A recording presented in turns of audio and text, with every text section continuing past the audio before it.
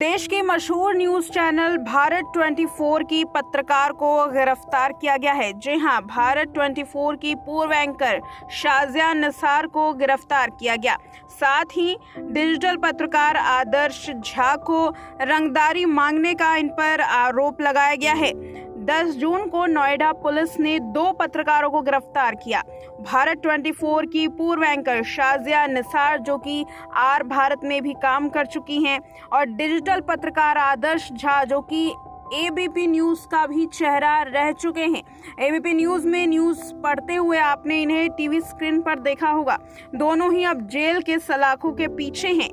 65 करोड़ रुपए की धमकी देने का आरोप इन दोनों पर लगा है, और यह आरोप किसी और ने नहीं बल्कि भारत 24 के ही मालिक जगदीश चंद्रा ने लगाया। दरअसल 75 साल के जगदीश चंद्रा को ब्लैकमेल करने के आरोपों में इन दोनों की गिरफ्तारी हुई है। निसार ने कथित तौर पर झूठे दुष्कर्म के मामले में धमकी दी और 65 करोड़ रुपए मांगे। नोएडा पुलिस के मुताबिक एफआईआर जगदीश चंद्रा ने दर्ज कराई, जो कि भारत 24 के मुख्य संपादक और सीईओ भी हैं। अपनी शिकायत में चंद्रा ने कहा कि शाजिया निसार साल 2022 में चैनल के साथ काम कर रही थी। उन्होंने कथित तौर पर उन्हें दुष्कर्म के झूठे मामले में फंसाने और 65 करोड़ रुपए न देने पर अपनी जान देने की धमकी दी। आरोप में चंद्रा ने आगे ये भी कहा कि पिछले 1 साल में उन्हें चेक के जरिए 2 करोड़ 26 लाख रुपए दिए जा चुके हैं, और इन तमाम बातों की रिकॉर्डिंग जगदीश चंद्रा के पास सबूत के तौर पर है।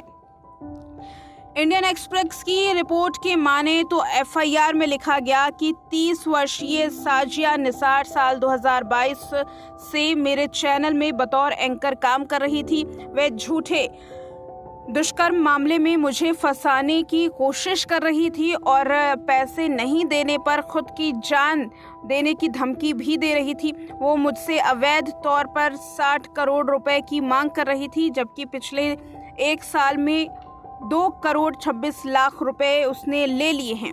मेरे पास लेन देन के सारे सबूत हैं। आदर्श झा मुझे ब्लैकमेल करने में उसकी मदद कर रहा था। एफआईआर में एक डिजिटल न्यूज पोर्टल से जुड़े पत्रकार आदर्श झा का नाम भी शामिल हुआ है। पुलिस ने बताया कि दोनों ने मिलकर 65 करोड़ रुपए की उगाही करने की कोशिश की। शिकायत 9 जून को दर्ज की गई है।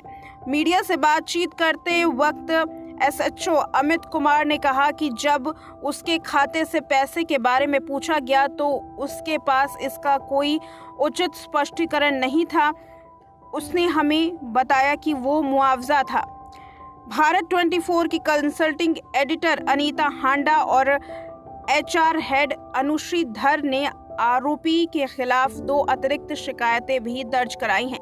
हांडा ने निसार के उत्पीड़न के आरोप को खारिज करते हुए कहा, अगर ऐसा होता तो शिकायत वे दर्ज कराती और वो उसका समर्थन भी करती, लेकिन उत्पीड़न का कोई भी मामला नहीं था। निसार झूठ बोल रही है।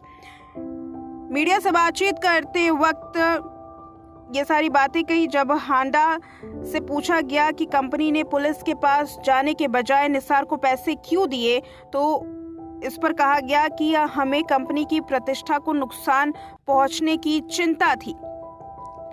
एफआईआर के बाद नोएडा सेक्टर 58 पुलिस ने दिल्ली में निसार के घर छापा मारा और 34.5 लाख रुपए नगद, 3 मोबाइल फोन, 2 लैपटॉप और 1 स्कॉर्पियो गाड़ी जब्त की है।